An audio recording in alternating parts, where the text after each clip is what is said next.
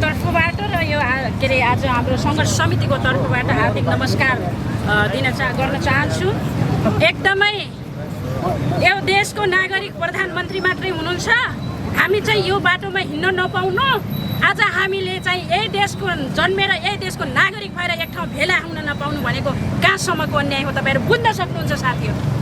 हामी शान्तिपूर्ण आन्दोलन गर्छौँ भनिराखेका छौँ। हामी कसैको शोषक वर्गको खल्तीबाट हामी अधिकार मागेका छैनौँ। संविधानमा लेखेका कुरा माग्दा पनि आज यस्तो अन्याय हुने कहाँसम्मको अन्याय हो भन्नु साथीहरू। हामी पटक पटक हामी यो लोकसेवाको विषयमा कुरा उठाइराखेका छौँ। यही लुम्बिनी प्रदेशको कुरा गर्नुहुन्छ, मध्य प्रदेशको कुरा गर्नुहुन्छ। हामी थारूहरूको, राणा थारूहरूको, अल्पसङ्ख्यक जातिको, दलितको सम्पूर्णको कोटा छुट्याएको छ। तर सुदूरपश्चिममा थारूहरूलाई देखेन यो सुदूरपश्चिम प्रदेश सरकारले। त्यसको विरुद्धमा हामी आज उठेका छौँ। हामी कसैको सम्पत्तिमा आएका होइनौँ, राज्य सत्तासँग आएका छौँ।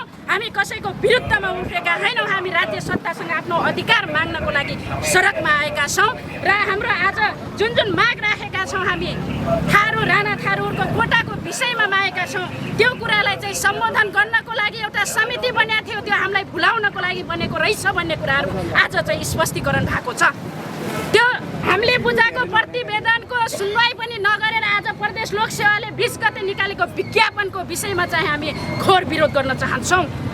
त्यो हामीले दिएको सुझाव समिति झुलाउनलाई मात्रै हो, हामीलाई भुलाउनलाई मात्रै हो। अब हामी कदापि फक्किनेवाला छैनौँ।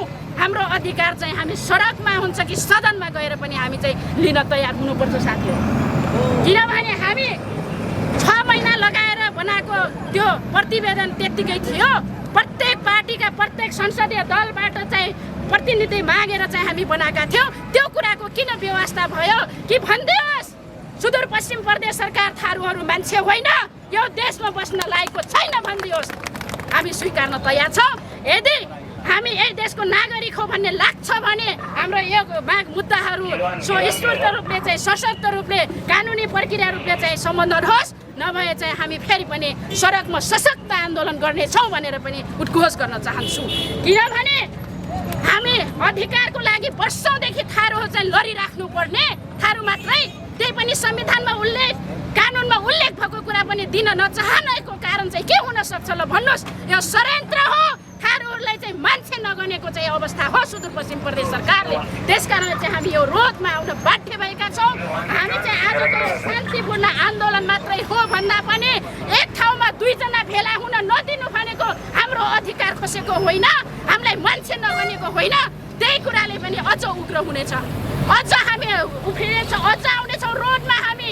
किनभने हामी पनि मान्छे हौँ, यही देशको नागरिक हौँ भने हामीलाई पनि आफ्नो अधिकार खोज्ने चाहिँ हामीलाई मौका पनि दिनु पर्यो, समय दिनु पर्यो, हामीलाई चाहिँ त्यो स्वतन्त्रता हुनु पर्यो। त्यसकारणले चाहिँ हामी जुन माग मुद्दाहरू राखेका छौँ, हामी कोटा थारू राणा थारूको 18% कोटाको सुनिश्चितताको लागि माग गर्दैछौँ। त्यो कुरा आज हामी गरेको यो आन्दोलन मार्फत सम्बोधन गर्न चाहन्छौँ। त्यो कुरा पुरा भएन भने सशक्त रूपमा योभन्दा अझै बढी चाहिँ हामी आन्दोलित भएर सडकमा आउन तयार छौँ। हामीलाई 3 दिनको टाइम दिनुभएको छ, मुख्यमन्त्रीज्यूले छलफल गर्छौँ।